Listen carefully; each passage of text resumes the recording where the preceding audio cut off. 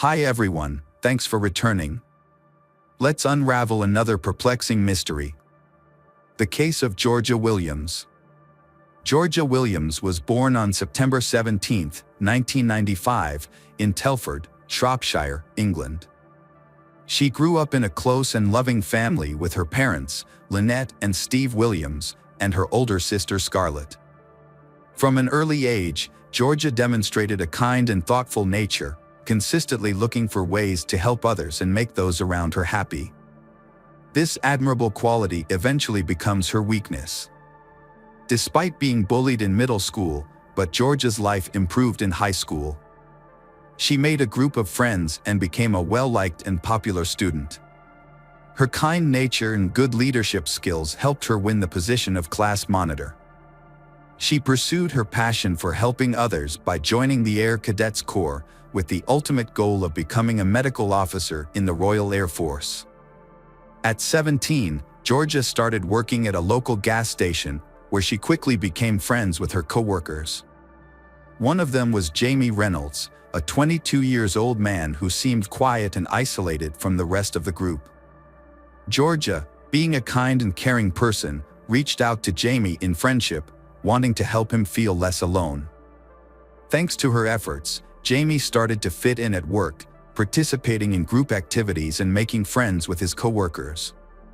As time went on, Jamie developed strong feelings for Georgia, seeing her as the only person who had shown him kindness and believed in him. Feeling hopeful, Jamie started to think that maybe Georgia felt the same way about him. Emboldened by his newfound confidence, he mustered the nerve to express his true feelings to Georgia and inquired if she would be open of a romantic relationship. However, Georgia, being considerate of Jamie's feelings, let him down gently. She explained that she didn't want to ruin their friendship by getting romantically involved. Jamie seems to respect Georgia's choice and tries to maintain their friendship. However, he is actually harboring an increasingly unhealthy obsession with her. One day, while they were working together at the gas station, Jamie opened up to Georgia about his unhappiness with his life. He told her that he wanted to quit his job and pursue his true passions. Jamie had always dreamed of turning his passions into a career, and Georgia was eager to support him. One day, they started talking about his hobbies, and Jamie revealed his love for photography. Georgia saw an opportunity and encouraged Jamie to pursue it as a career. Excited about the idea, Jamie asked Georgia to help him create a professional portfolio and asked if she would be his first model. Georgia, being a good friend, agreed to help. They scheduled a photo shoot for Sunday, May 26, 2013, at Jamie's parents' house, with a few mutual friends joining in. However, as the day approached, Georgia found herself in a difficult situation. Her family was hosting a barbecue, and her grandparents, whom she hadn't seen in a long time, would be attending. Georgia thought about canceling the photo shoot at the last minute, but she didn't want to let Jamie down. She decided to keep her commitment and assured her family that she would only be a short drive away. She planned to quickly take a few photos and then return to her family's barbecue, hoping to make both her friend and family happy. On that day, Georgia got ready quickly, doing her hair and makeup, and wearing jeans and a leather jacket. Her father complimented her as she left home at 7:30 p.m., saying she looked beautiful, like Sandy from Greece. Georgia's family expected her to return home soon. However, as the hours went by and she didn't come home, her loved ones started to worry. At first, her mother wasn't too concerned, thinking Georgia was probably just busy with the photo shoot or spending time with friends. She sent a text asking when the photo shoot would end. Georgia replied, saying it had already ended and that she was with friends and might be home late. Her mother wasn't worried after getting the text, as it seemed like a typical message from Georgia, with the usual 3 kissy face emojis at the end. Georgia's mother trusted her to be responsible, which is why she wasn't worried at first. As the night went on, Georgia's parents went to bed, thinking she would be home by morning. However, when they woke up the next day and Georgia still hadn't returned, they started to feel uneasy. Georgia's mother sent her a text message at 6:30 a.m. asking where she was. But it wasn't until 7:30 a.m. that a response arrived, saying George had spent the night at a friend's house and her phone battery was running out. The message said that if George didn't respond again, it was because her phone had died. George's mother was unaware that the messages were not written by her daughter. On May 27th, Georgia's parents thought she would come home after a music festival. They expected her to come home the next morning because she was excited about her first driving lesson. As the night went on and George didn't come home, her parents became more and more anxious. They stayed up late waiting for her, but there was no sign of her. They contacted relatives and friends to see if anyone had heard from George, but no one had seen or heard from her in days. This makes them even more insecure and unsure of what is going on. When Georgia failed to return home the next morning for her scheduled driving lesson, her family quickly reported her missing to the police. They gave the police all the information they had, but they only knew that Georgia had been to a photo shoot at Jamie Reynolds' home and nothing about her whereabouts after that. The police started investigating and focused on Jamie Reynolds. What they found out about him was alarming and raised concerns for Georgia's safety. It turns out that in 2008, Jamie got into trouble with the law for assaulting and attempting to strangle a teenager. Despite the seriousness of the incident, he was let off with a warning and not charged. When the police discovered this, they suspected Jamie even more and considered him the main suspect in Georgia's disappearance. They went to his home, but no one answered. They broke in. They searched the premises but couldn't find Jamie, so prompting a large-scale manhunt to track him down. After conducting a thorough investigation at the petrol station, it was clear that none of Jamie and Georgia's coworkers had seen them. Their absence from work was unusual and raised concerns, as it was out of character for both of them. Although Jamie's parents were away on vacation, but they had already given the authorities key details about Jamie's van, such as its registration information. The police in Shropshire quickly shared this information with police agencies nationwide, asking them to be on the lookout for the van. Soon, authorities located Jamie in Glasgow, Scotland, which is 428 miles away from his home. His abrupt departure from the country, which came without warning, raised concerns and hinted at a potential problem. On May 30th, police in Glasgow arrested Jamie Reynolds at a local hotel due to suspicions of kidnapping Georgia. They immediately questioned him about Georgia's location, but Jamie claimed he didn't know where she was and provided no useful information to the investigators. He was then taken to Shropshire for more questioning. Meanwhile, Georgia's family and friends waited nervously for news, but what they heard about the investigation was deeply upsetting. The lack of progress was crushing, making their pain even worse. With Jamie in custody as the main suspect, the police searched his home for evidence. During the search, they found a camera with an SD card, but their hopes of finding important clues were crushed when they discovered that all the files had been deleted. The camera was sent to the police station for forensic analysis, where experts worked to recover the deleted files. Eventually, they managed to retrieve the data, revealed a shocking secret to the investigation. Among the recovered files are several images taken on the day Georgia went missing, providing a haunting look at she's final moments. The initial photos showed Georgia in normal poses at the start of the photo shoot, confirming she was at Jamie's residence that day. Although she appeared content and cooperative, it was clear Georgia had no idea about Jamie's sinister intentions. Sadly, she unintentionally entered a hazardous situation without realizing the risks, which ultimately led to her tragic death. As authorities went through the images, the tone became increasingly dark and unsettling. Subsequent photos reveal a series of harrowing incidents, depicting a distressed Georgia stripped of her clothes, standing weakly on a red recycling bin. Her hands appeared to be tied behind her back with a rope hanging ominously above her.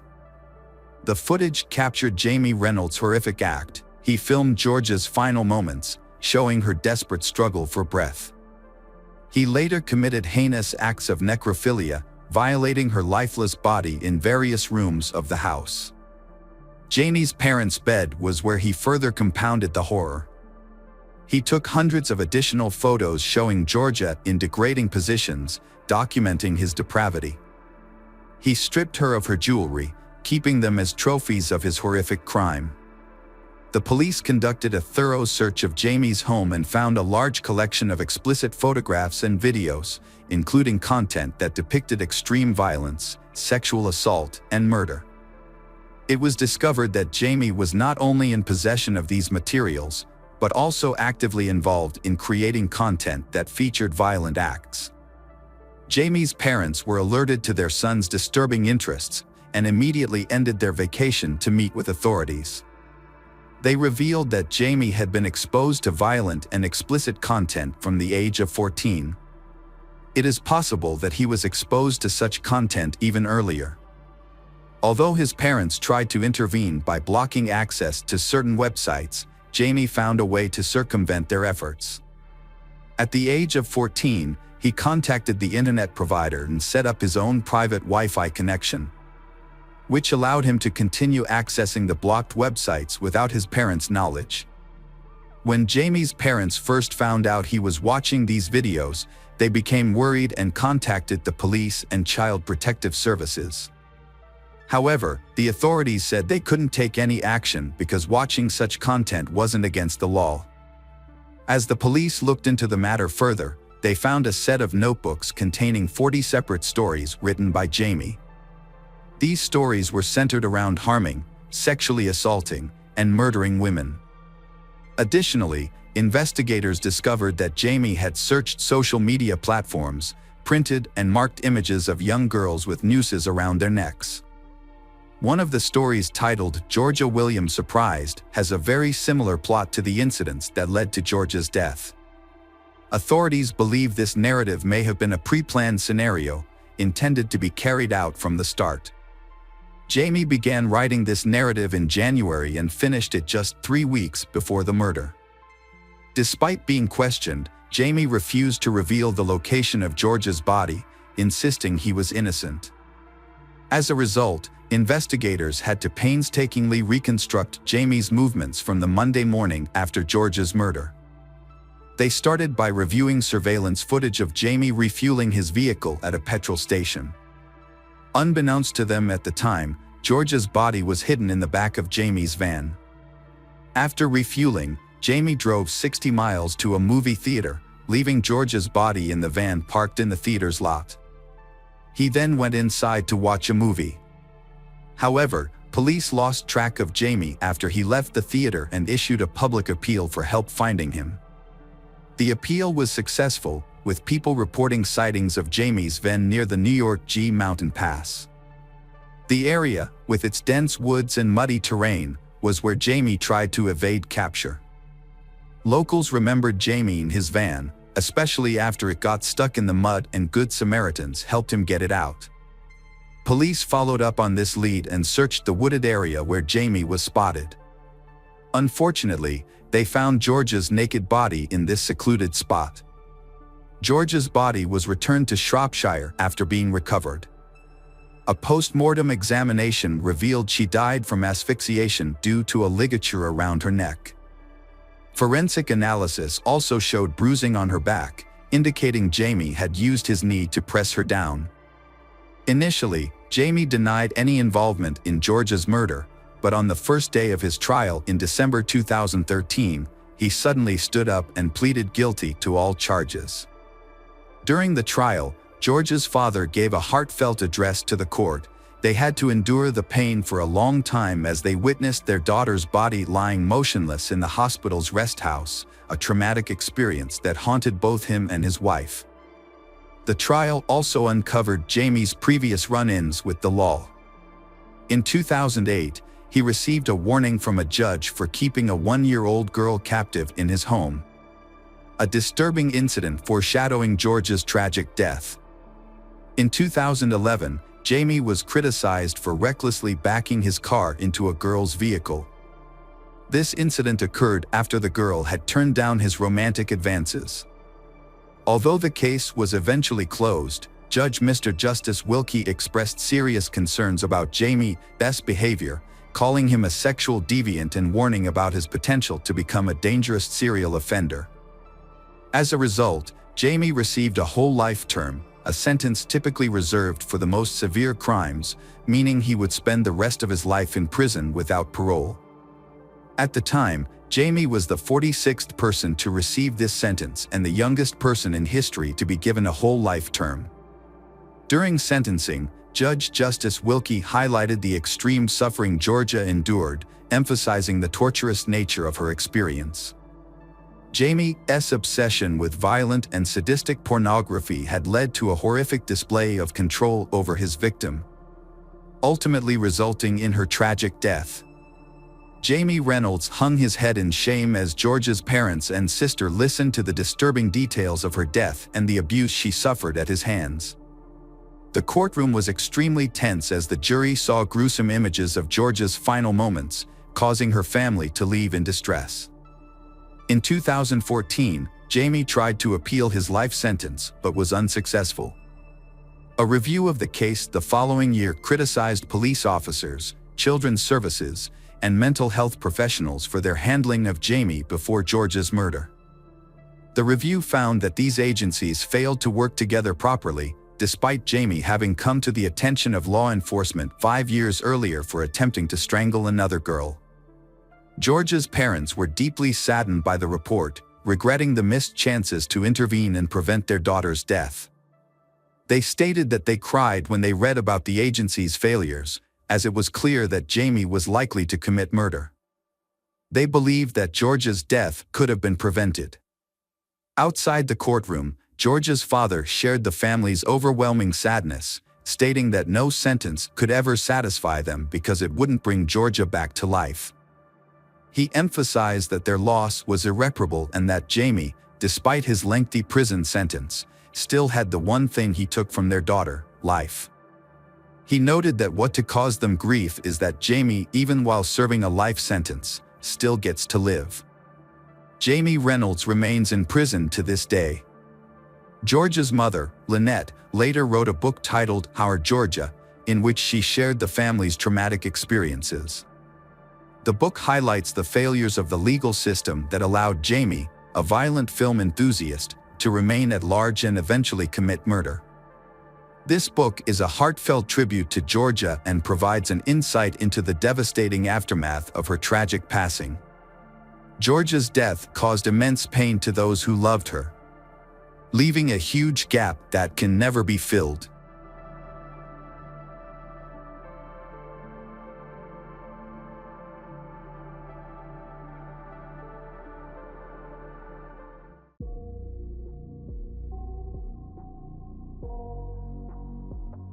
Hey detectives! Welcome back. We've got another mysterious case to explore. The case of Tanya McKinley. Tanya McKinley was born on January 25, 1961, in the small town of Milton, Florida.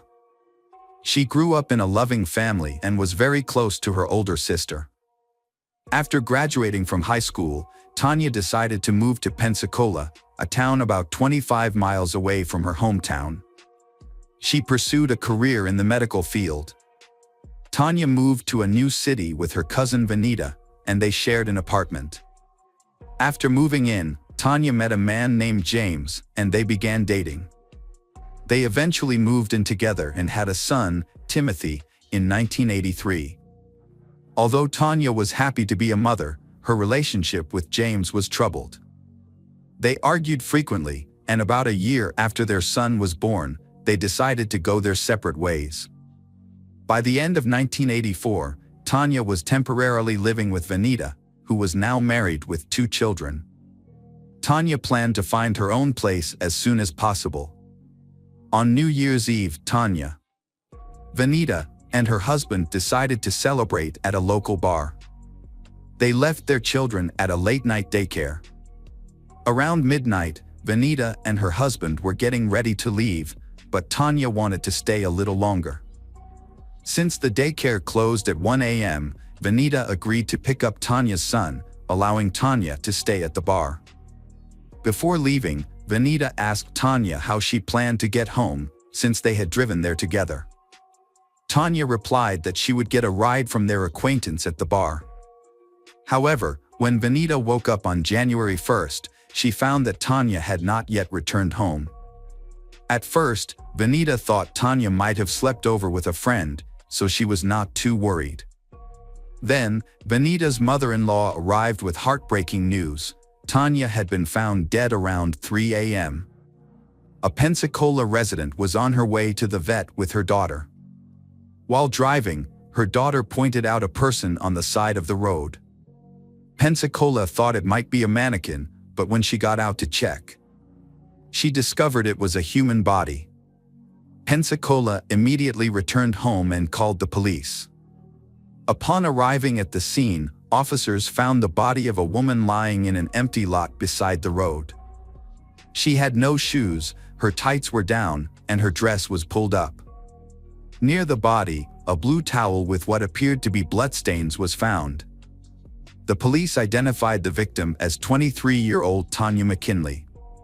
Further investigation led them to discover her shoes and purse nearby, containing identification with her name on it. The body was turned over to medical experts for further examination. Meanwhile, police continued to process the crime scene. They soon discovered that Tanya likely did not die where she was found.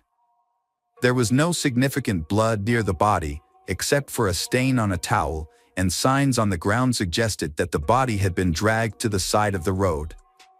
On the towel and Tanya's body, investigators found several clues, including dog hair and a human hair. They suspected that the hair belonged to the killer, and that the killer may have owned a dog. Medical experts determined that the Tanya had suffered a head injury from a heavy object, but her cause of death was actually strangulation. They also confirmed that the Tanya had been sexually assaulted. A semen sample was collected from her body, but at the time, DNA analysis was not yet widely used in forensic science. However, the experts were able to establish that the suspect had type B blood. Police began to develop a list of potential suspects. Police turned their attention to Tanya's ex-husband, James. After talking to Tanya's family and friends, police discovered that James and Tanya had argued frequently before and after the birth of their son. When Tanya decided to end the relationship, James was unhappy and tried to convince her to stay. Police believe that James followed Tanya to the bar on New Year's Eve, leading to a confrontation that ended in murder. They brought James in for questioning, but he denied any involvement in the crime. He also agreed to provide hair samples for comparison. Although experts were unable to extract DNA from the samples, they were able to compare the hairs under a microscope. The results showed that James' hair was significantly different from the hair found on Tanya's body and the towel. As a result, the police temporarily ruled him out as a suspect. Police focused on everyone who was at the bar on New Year's Eve. They asked Vanita if she had noticed anyone acting strangely or aggressively toward Tanya, but she said the evening had gone off without incident. Police also discovered that after Tanya split from her ex-husband, she had started dating a man named Kurt, who was a bartender at the bar where she spent New Year's Eve. Kurt was working the night of the murder. When questioned, Kurt denied any involvement in the crime, claiming he had gone to a New Year's party with friends after his shift. The police reviewed all the testimony and concluded that Kurt had enough time to commit the crime. Based on numerous interviews with people at the bar, the police determined that Tanya was last seen alive at 1:15 a.m., but no one saw her leave. The police also spoke with local residents where the body was discovered. A family reported driving past the scene at around 2 a.m. and were certain that there was no body at that time. This meant that Tanya was killed about 1.5 hours after she was last seen alive. During this time, Kurt was unable to provide an alibi.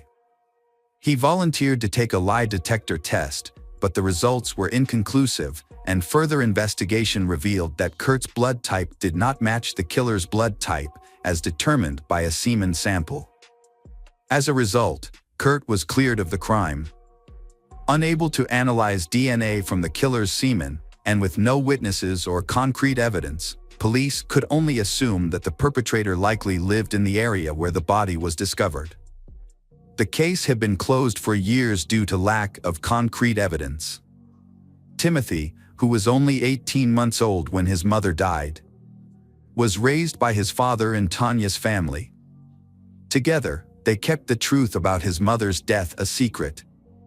When Timothy was 14 years old, he was informed that his mother had died in a car accident. As Christmas approached that year, out of curiosity, he searched his father's closet for his present, and Timothy stumbled upon a shocking letter addressed to television host Montel Williams, written by his father himself.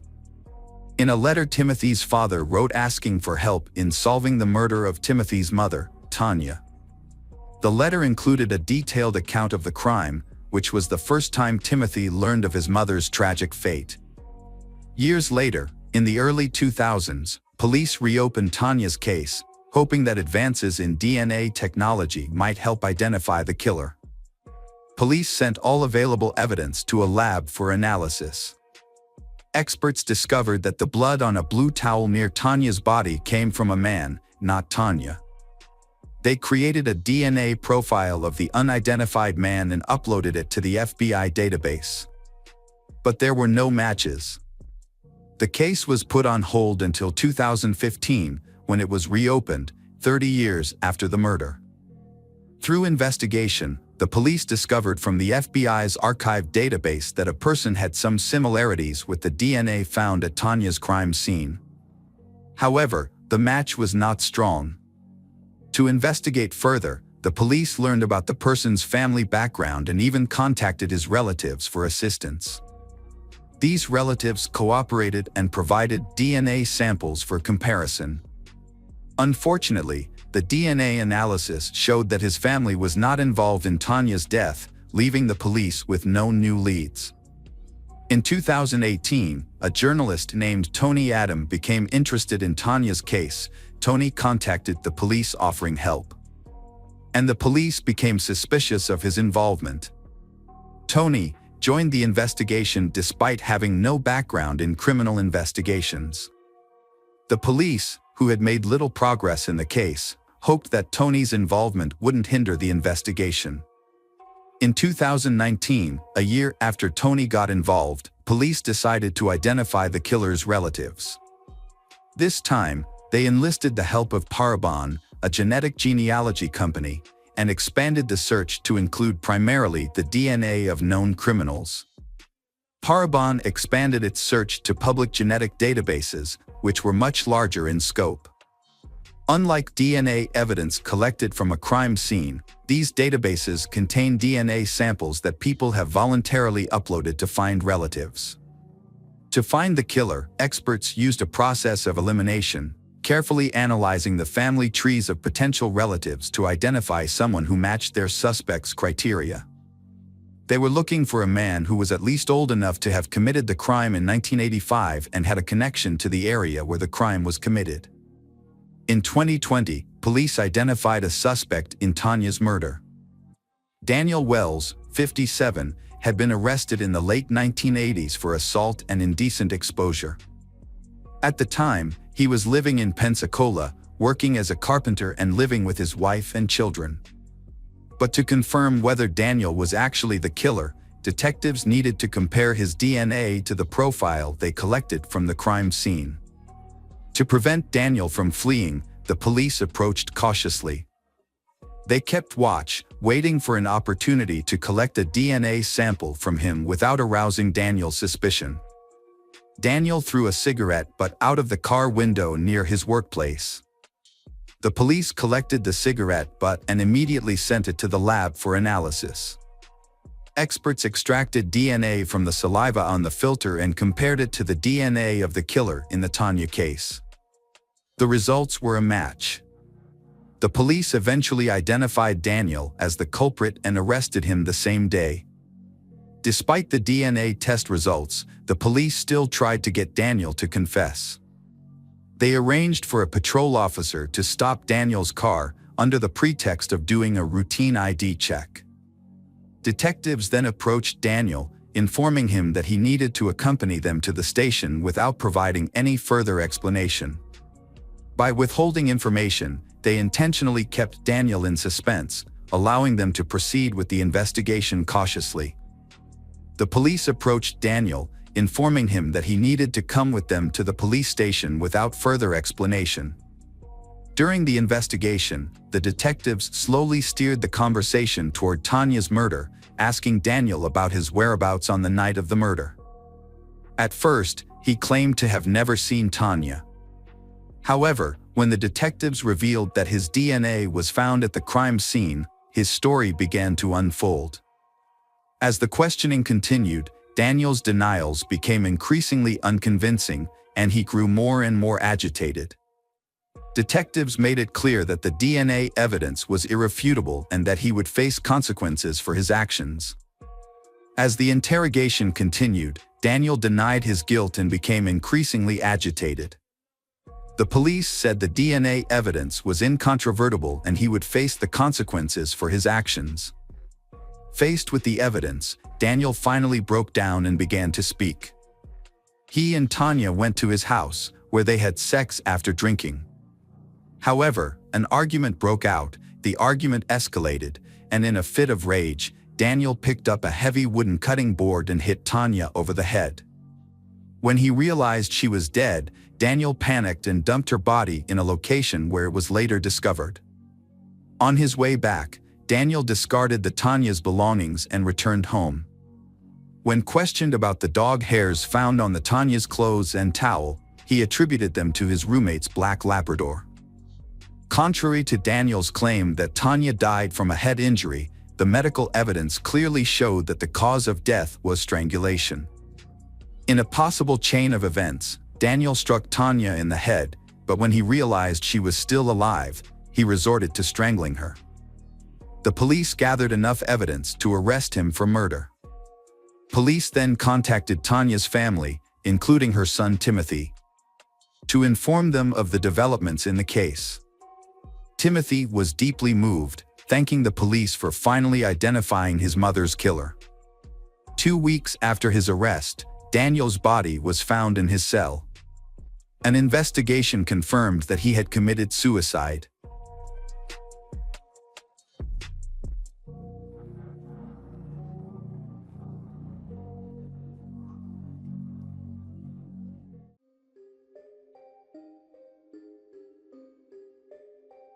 Welcome back, detectives. Let's dive into another horrible case. The case of Joseph Saunier. Joseph Saunier was born in 1955 to a respected family of doctors in Shreveport, Louisiana. From a young age, he aspired to follow in his family's footsteps and become a doctor. With exceptional abilities, Joseph earned a Bachelor of Science in Medical Science from the University of Baton Rouge in 1976. He then applied to Louisiana State University in Shreveport and began working at Parkland Hospital in Dallas, Texas. Joseph effectively balanced his university studies and work.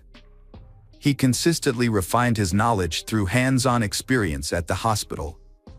The hospital management recognized Joseph's success and dedication, and in his final year of training, he was appointed chief resident. After completing his studies, Joseph chose to specialize in pathologic anatomy and went on to become a pathologist and laboratory director in Leck, Texas. Joseph's life was marked by personal tragedy, including the loss of the woman he loved, Becky. His 27-year marriage, which he considered happy, ended in divorce when his wife fell in love with another man.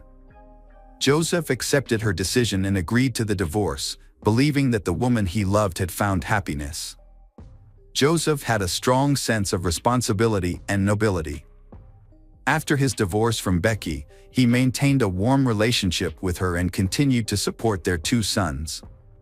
2 years later, Becky was killed by her new husband. Joseph was shocked by her death.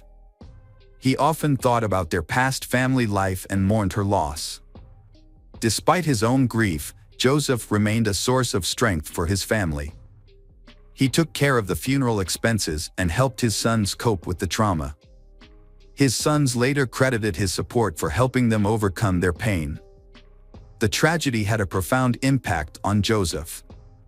He devoted himself to his work and raising his sons. However, the grief finally gave him the motivation to change his life. He decides to start a new chapter in a new city. In 2007, Joseph moved to Lake, Texas, with his sons, where he became the chief pathologist at Covenant Health System. Feeling the need for a change, Joseph enrolled in a local dance studio. He enjoyed the classes and met new women, which helped fill the void in his life.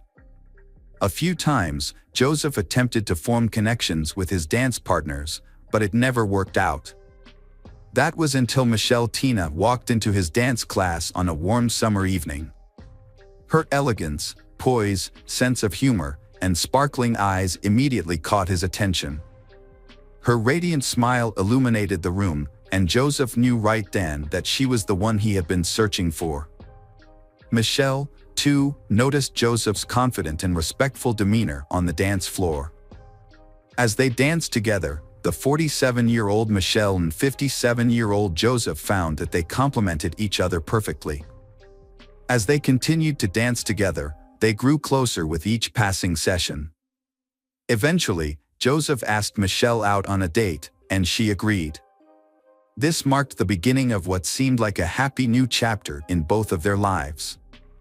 Michelle possessed an irresistible charm that had a profound effect on men.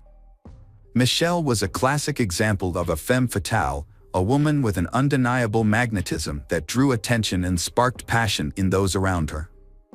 Michelle, like Joseph, is also starting a new life after personal emotional breakdowns. She is running away from the fear and anxiety associated with Mike Dixon, owner of a private clinic for cosmetic surgery. Michelle met Mike in 2008 when she came in for Botox injections. At first, there was just casual social interaction between them, then light flirting followed and they began a romance. Michelle is a successful and free woman. She worked as an executive in the NFL, built a successful career, and didn't lack for anything. Mike, on the other hand, is bound by his marriage. A few months after living a double life, his wife discovered his affair with Michelle and filed for divorce after 20 years of marriage. Mike is so captivated by Michelle that he barely notices that he is losing everything. Mike left his wife for Michelle, even though she never announced she would marry him. When Mike doesn't get the attention he expected, he tries to pressure Michelle, which scares her. Michelle recognized Mike's manipulative behavior and desire to take complete control of her life. This realization caused her to end the relationship. In 2010, Michelle and Mike went their separate ways. However, even after the breakup, Mike continued to pursue Michelle, urging her to return. His obsession exceeds the limit, forcing Michelle to find a way to escape Mike's control. Michelle moved to Lek to start anew, where she met Joseph, a charming and kind-hearted man. They quickly connected, and their relationship blossomed into true love. Joseph's sons and relatives welcomed Michelle with open arms. Joseph spared no expense in giving her gifts, taking her to the most luxurious restaurants and private clubs, and giving her romantic vacations. As Joseph realized he had found his perfect match, he took Michelle to Los Angeles and proposed to her in front of his entire family. Michelle, 47 at the time, was smitten with her new partner and frequently expressed her love for him on social media. However, her ex-lover, Mike Dixon, couldn't help but notice these declarations of love. Mike is furious when he discovers that Michelle has moved away and is planning to marry Joseph. He realized he couldn't win her back but still dared to propose that they rekindle their past relationship, suggesting they become lovers again. Michelle firmly rejected his proposal, refusing to engage in a love triangle, and immediately informed Joseph about Mike's suggestion. After some time, they started to feel like they were being watched. At one point, they even noticed something that looked like a camera flash through the backyard window, but they didn't pay much attention to it, not realizing the seriousness of the problem. The situation got out of control on July 11, 2012, when a gardener came to Joseph's house to discuss a garden renovation project. When the landscaper arrived at the home, he tried to contact Joseph but got no response. He saw an open door and, thinking Joseph might not be able to hear him, went inside. The house was in disarray, and there was a bullet hole near the front door, indicating a possible intruder. The landscaper cautiously went further inside, looking for Joseph. In the garage, he found Joseph lying in a pool of blood on the floor with no signs of life. Joseph's body had stab and gunshot wounds, leading the landscaper to think the perpetrator might be nearby. He immediately left the house and called for help. At 2:48 p.m., the police department received the call, and several patrol cars were sent to the scene. When the officers arrived, they found Joseph Sonnier. Medics confirmed that Joseph had died. The incident shocked the public, as it happened in one of the city's safest and most affluent neighborhoods, where crime is extremely rare. Joseph, a respected professional, was known for his calm and kind nature, and it seemed he had no enemies who would want to harm him. Although a window was broken, it was clear that the incident was not a robbery, as nothing was missing from the house. However, a bottle with a hole shot through its bottom was found at the scene, suggesting it was used as a makeshift silencer for a gun. A forensic team arrived soon after to collect evidence, and it appeared that the perpetrator was inexperienced, as they left behind many traces. DNA from the bottle and blood samples were sent to a lab for further analysis. Detectives interviewed neighbors, but none of them reported seeing or hearing anything suspicious. There were no CCTV cameras near the house. According to the investigation, the perpetrator entered through a large window overlooking the backyard, making the attack unexpected. In the dining room, the attacker confronted Joseph and started shooting. It is likely that the wine bottle was used as a silencer at this point. Blood stains in the hallway suggested that Joseph was still alive after being shot. He entered the garage, where the attacker caught up with him and stabbed him multiple times. An autopsy revealed 5 gunshot wounds and 11 stab wounds. The circumstances suggested that the murder was not random, but the identity and motive of the killer remained unknown. The investigation focused on the people closest to the victim. During an interview with law enforcement, the victim's fiancée, Michelle, reported strange things in the months leading up to the murder. She believed Joseph was being stalked. Michelle had seen a stranger lurking outside Joseph's house, watching the door and windows. She also mentioned that Joseph had received persistent calls and texts in the period leading up to his death. Although officers confirmed this information, they initially thought the calls and messages were from other women with whom Joseph was allegedly having relationships, as witnesses claimed he was in contact with multiple women at the time. Investigators questioned Michelle about whether she knew of other women involved with Joseph. Michelle claimed she was unaware of any other women. Joseph's sons also denied the possibility of their father having mistresses, stating that infidelity was not in his character. Despite this, investigators continued to explore a motive of jealousy for the crime. During the subsequent interrogation, Michelle succumbs to the pressure and reveals that she knows several women who may be involved in the crime. According to Michelle, these women are ex-girlfriends who often stalk Joseph. Although he ignored them, they continued to express their displeasure about his upcoming wedding to Michelle. The women in question include a woman from Florida who persisted in contacting Joseph even after he revealed his relationship with Michelle. There was also a nurse, Joseph's colleague, who often called and wrote to him. Additionally, a woman whose daughter sent a letter accusing Joseph of abandoning them shortly before the murder. In the same interview, Michelle mentioned Mike Dixon for the first time. She hadn't thought about Mike spying on her and Joseph before, because Mike stopped paying attention to her after she refused to be his lover. Michelle assumed that Mike had accepted her decision to marry Joseph and move on with his own life. The police visited Mike. He cooperated and spoke with the detectives. Mike revealed that he had been deeply in love with Michelle and had even divorced his wife to pursue a future with her. However, after Michelle rejected him, Mike gave up. He started a new relationship with a younger medical student who corroborated his alibi.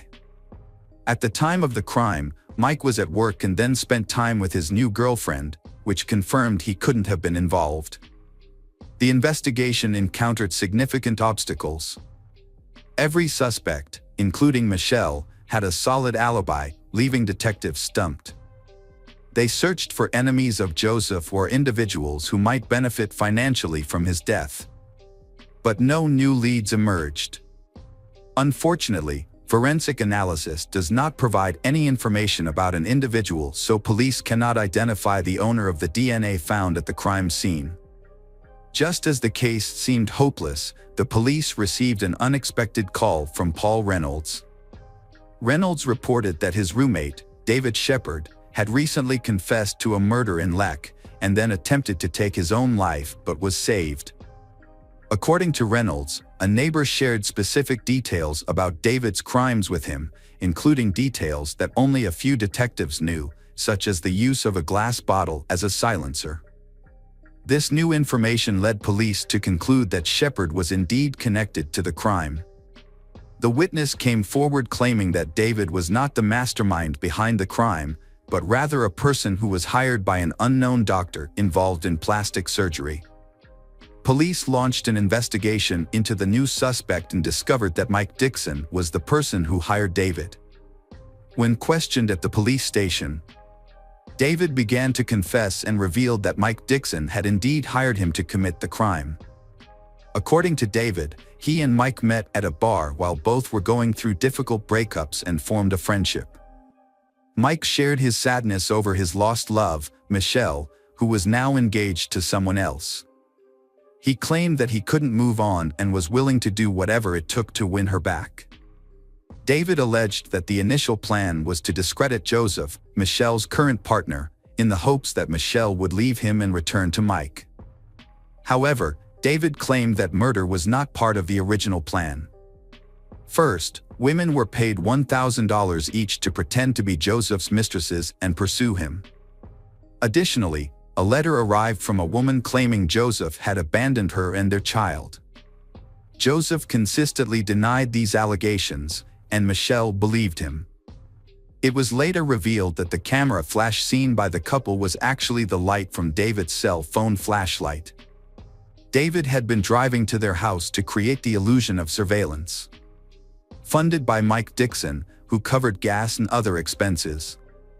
When these tactics failed to break the couple apart, Mike plotted a more extreme solution. He offered David 3 silver bars, valued at around $110,000, to kill the pathologist. David agreed and received one of the bars as a deposit, which he immediately sold at a pawn shop. According to David Shepard, the situation escalated out of control when he went to Joseph's house. He claimed the shooting was unintentional, and that after shooting Joseph, he became afraid and Joseph began to run away. David shouted to check on Joseph but received no response. He then followed Joseph into the garage, where he found Joseph lying still and heard his last breath. David rushed to check Joseph's pulse and confirmed that Joseph was dead. David admitted to stabbing Joseph several times but could not remember the exact number. David also admitted that he considered calling for help using Joseph's phone, but ultimately chose not to. Instead, he put the phone back, mutilated Joseph's body, and then went to Mike's house to get the rest of the gold before attempting to take his own life. According to David, he didn't fully understand what he was getting himself into. When he faced Joseph, he realized he could not continue killing. If it weren't for an accidental gunshot, Joseph might still be alive. Mike Dixon was arrested by the police on the same day and charged with first-degree murder. This was based on testimony from David, as well as a large amount of other evidence that included incriminating phone calls and text messages where Mike made explicit confessions. When Mike Dixon was first interviewed by detectives, they had hoped he would confess to the crime. However, he denied everything and asked for a lawyer, which led to a lawsuit. David Sherd, who had been involved in the crime, made a deal with the prosecutor where he pleaded guilty to his role and gave up his right to appeal the sentence. As a result of this deal, David received a life sentence without the possibility of parole, instead of the death penalty. Mike Dixon, on the other hand, maintained that he was not guilty, despite the circumstantial evidence against him. However, in a surprising turn of events, David, who was a key witness for the prosecution, changed his story during the trial. Under oath, David claimed that he had committed the crime alone and that Mike Dixon was not involved. He said that the silver bars found at the scene were meant to be used as an investment in a business that the two of them had planned to start. The jury was unable to reach a unanimous verdict, and a retrial was declared. The second trial occurred in 2016, resulting in Mike's conviction for first-degree murder and a life sentence without parole. However, his lawyer successfully appealed the judgment, and it was overturned. Mike was released on $2 million bail, but the case was far from over. The prosecution sought to reinstate the original sentence through the state's highest criminal court, which would have otherwise led to a third trial. On February 11, 2019, the prosecution's motion was granted, and in April 2020, Mike's bail was revoked, prompting a new arrest warrant. The Texas Court of Criminal Appeals ultimately reversed the lower court's decision, reinstating Mike's life sentence without parole. The judge ordered Mike to continue serving his sentence, and he is currently incarcerated in a Texas prison.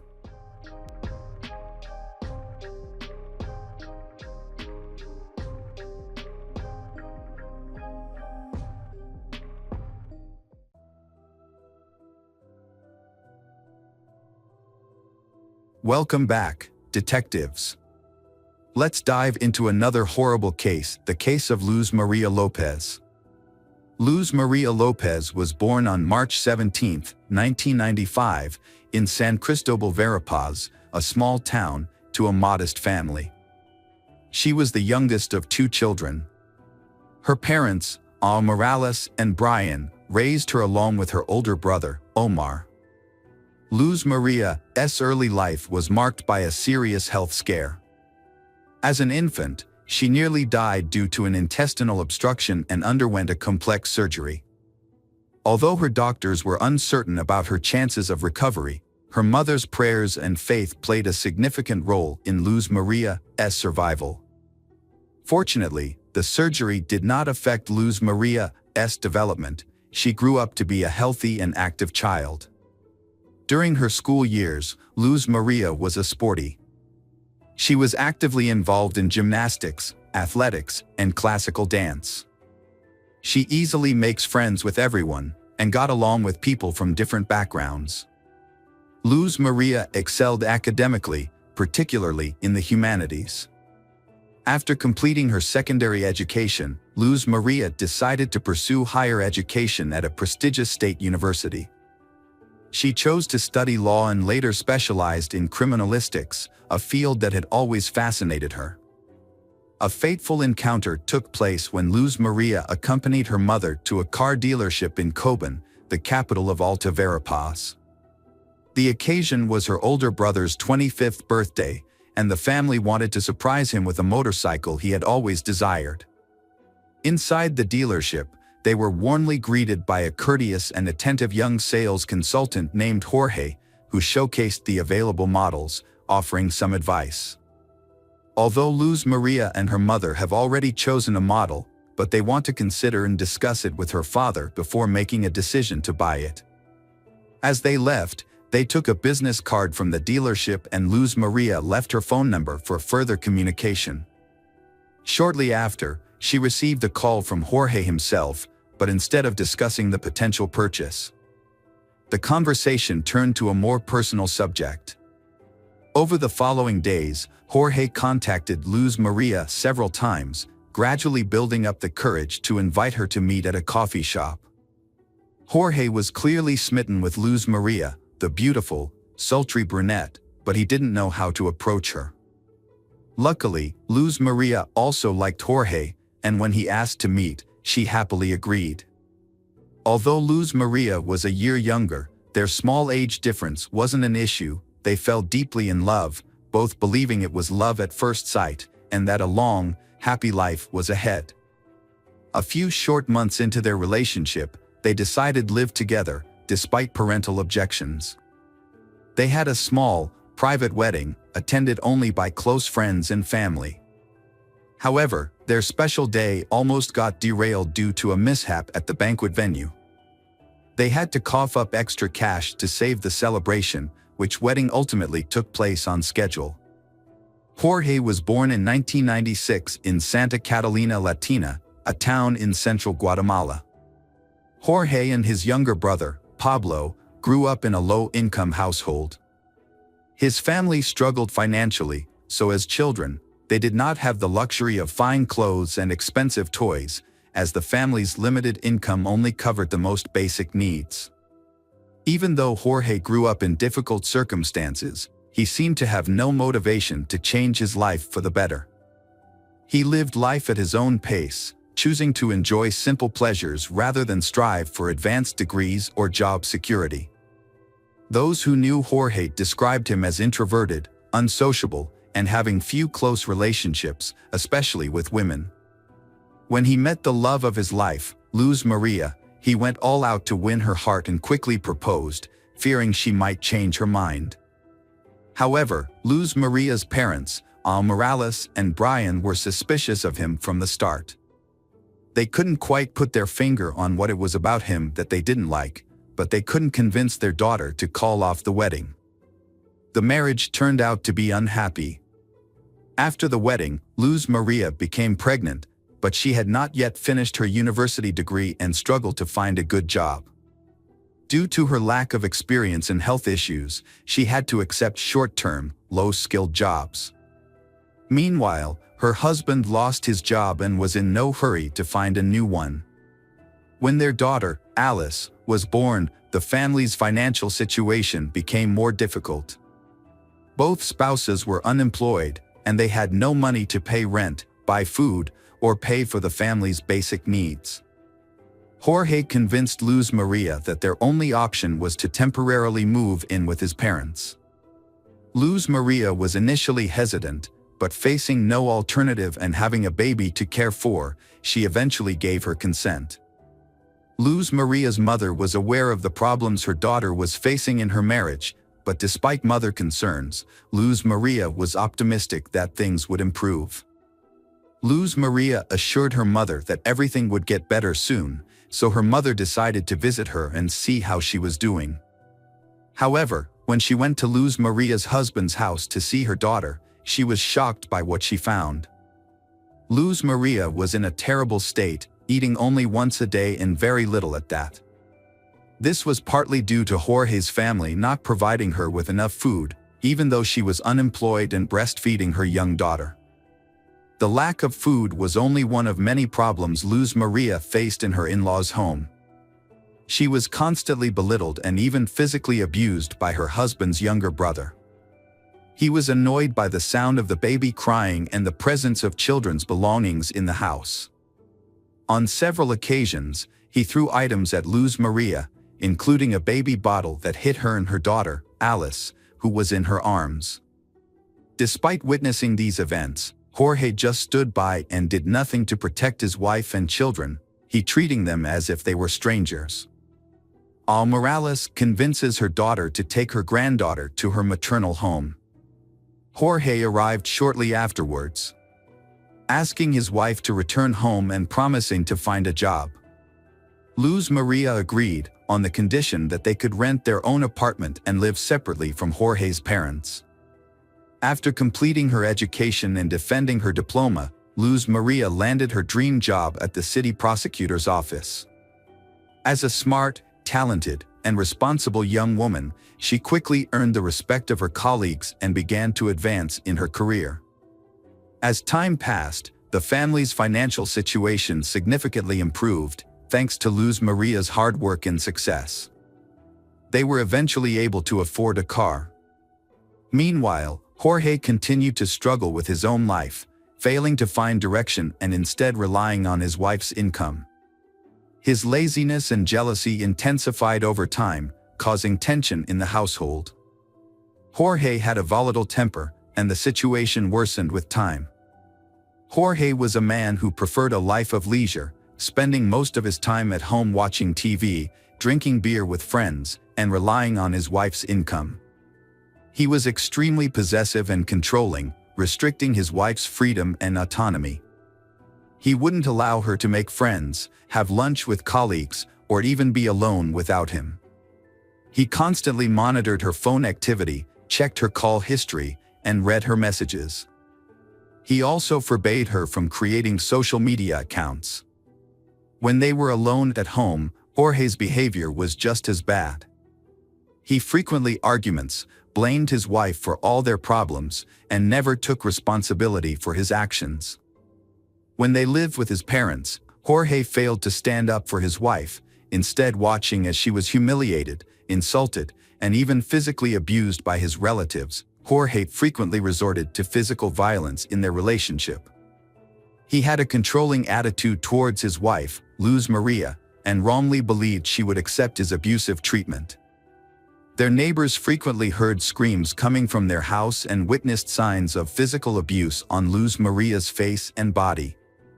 Luz Maria had tried to leave her husband multiple times, taking their daughter and moving in with her parents. However, her husband would always show up, beg for forgiveness on his knees, and promise to change. Despite her parents' warnings to leave him, Luz Maria would forgive her husband and give him another chance. On December 15, 2020, after another violent argument, Luz Maria took their 3-year-old daughter, Alice, fled to her mother's house in tears. The next day, Jorge arrived, but it was unclear whether he was seeking reconciliation with his wife or just wanted his car back. He claimed to have found a new job and promised that their lives would improve, swearing that he would never physically harm Luz Maria again. Luz Maria believed him once more and returned to their rented apartment with her husband. In January 2021, Jorge failed to get a job as promised and stole the money Luz Maria had earned, leaving their family with nothing. Luz Maria called her mother to complain, and her mother agreed to meet with her to give her some money until she received her next salary. However, on January 19th, Luz Maria failed to show up and was unreachable by phone, which was unusual for her. Concerned for her daughter's well-being, Morales went to Luz Maria's workplace the next day and found that she had not shown up for 2 consecutive days and had not been in contact with anyone. Around the same time, Jorge was also looking for Luz Maria. He went to the prosecutor's office claiming they had a fight and assuming she had gone to her mother's house. However, Morales suspected that he was lying and immediately went to the police to report Luz Maria missing. That same day, a nationwide alert system was launched under the codename Isabel Claudina. This system was originally designed to facilitate urgent searches for missing young women. When the massive search began, her husband, Jorge, was immediately identified as the lead suspect. In fact, he was the only suspect. Luz Maria had no enemies, and there was no reason to believe she had been kidnapped. The last person to see her alive was Jorge himself. Jorge denied any involvement in Luz Maria's disappearance, claiming he had been searching for her and was outraged to be considered a suspect. Jorge's story had several holes in it, and he couldn't give a clear reason for not telling the police about his wife's disappearance on the same day it happened. If Jorge thought Luz Maria was at her mother's house, it wasn't clear why he didn't call or visit her there. On January 22nd, municipal workers stumbled upon the body of Luz Maria Lopez while responding to a clogged storm drain near the road. When they lifted the grate, they found a large plastic bag containing charred human remains. The workers immediately reported the discovery to the police, suspected that the body might be that of Luz Maria. Forensic experts confirmed that the remains belonged to she, and Luz Maria's parents and brother identified the body despite its severe disfigurement from fire. Notably, the body was found on the same street as the prosecutor's office where Luz Maria worked. Despite the body's severe burns, pathologists determined that Luz Maria had been severely beaten and died from asphyxia. Evidence of internal hemorrhages, fractures sustained while she was still alive, and caked blood in her nose and mouth supported this conclusion. Deep marks on her neck also indicated strangulation. At the time of the discovery of the body, no new suspects had emerged. Luz Maria's parents were convinced that their son-in-law, Jorge, was responsible for the brutal murder of their daughter. As a result, Jorge was immediately taken into custody, and investigators began to look into the motive behind the crime. Experts in psychology and criminal behavior were consulted to examine the relationships within the family and the marriage. During the investigation, Luz Maria's mother, Morales, provided an audio recording that had been sent to her anonymously by a neighbor who had witnessed their frequent arguments. The recording captured a heated argument between they, in which Luz Maria frantically screams and cries for help, accompanied by the faint sounds of a child crying in the background. Morales was deeply shocked and extremely upset by the news. She emphasized that if the witness had immediately contacted the police, her daughter might still be alive. The witness did not call the police or even visit the house where the screams originated. The police were unable to locate the anonymous person, which meant they could not be officially involved in the investigation. During an interview, Morales urged citizens to be vigilant and report instances of domestic violence to the police rather than simply documenting them. She believed that such actions could help save lives. The crime sparked widespread outrage, prompting thousands of people to take to the streets and demand justice for Luz Maria. Jorge was taken into custody, but he continued to deny his involvement, claiming he had driven his wife to work on the day she disappeared. Security footage did show their car heading in the direction of her workplace. But the tinted windows made it impossible to determine how many people were inside. Additionally, no footage showed the car stopping or Luz Maria getting out. At the house they was renting, police discovered evidence of a violent incident. There were faint blood stains and drag marks, suggesting that this was where the brutal attack had occurred. Further evidence was discovered in the trunk of the family car, where microscopic fragments of burnt human flesh were found. The investigators also became interested in a recent purchase made by a double orthopedic mattress. Specifically, they were interested in the dense polyethylene wrapping that came with the mattress. A comparative analysis revealed that Jorge had used this wrapping to package the burnt remains of Luz Maria. Additionally, several neighbors came forward as witnesses, reporting that they had frequently heard Jorge yelling at his wife and threatening to kill her.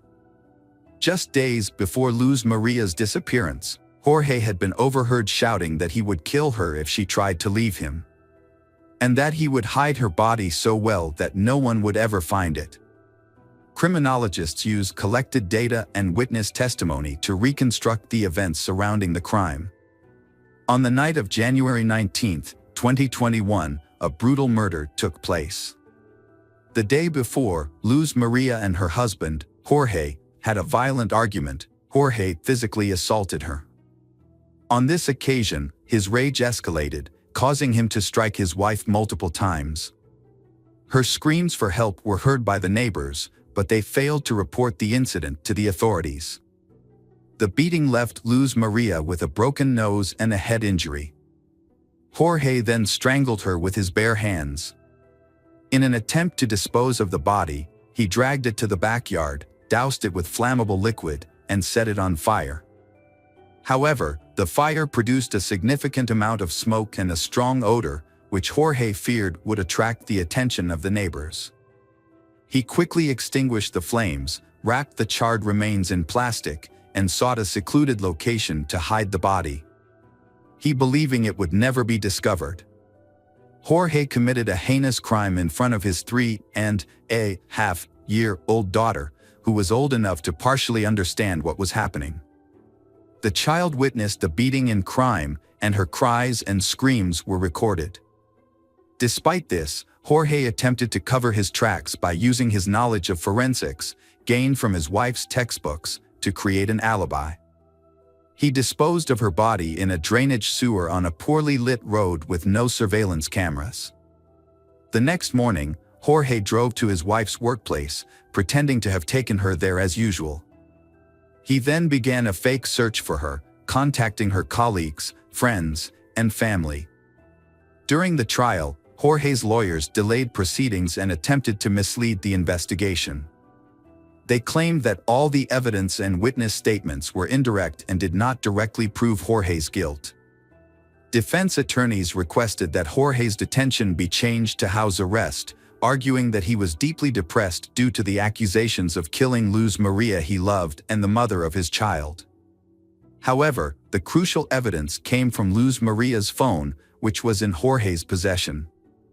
On the day after the crime, he sent multiple messages from her phone to different people, attempting to make people believe that Luz Maria was still alive. An analysis of the phone's movements revealed that it was consistently in the same locations as Jorge's phone. The defense team attempted to spin this evidence in their favor, claiming that Jorge had found his wife's phone and was driving around the city with it while searching for her. However, they failed to explain why Jorge was sending messages from her phone. Furthermore, bruises and scratches on Jorge's body, which were documented by experts through photographs, suggested that Luz Maria had put up a struggle. The most noticeable injury on Jorge was a scratch on his neck. However, investigators were unable to find Jorge's skin cells under Luz Maria's fingernails. Despite several questionable points in the case, the prosecutor pushed for the maximum possible sentence. The defendant was found guilty of brutally murdering his wife in October 2022. Jorge was sentenced to 50 years in prison, despite maintaining his innocence. Custody of their young daughter, Alice, was awarded to her maternal grandparents. The grandparents expressed that their granddaughter had given their lives new meaning.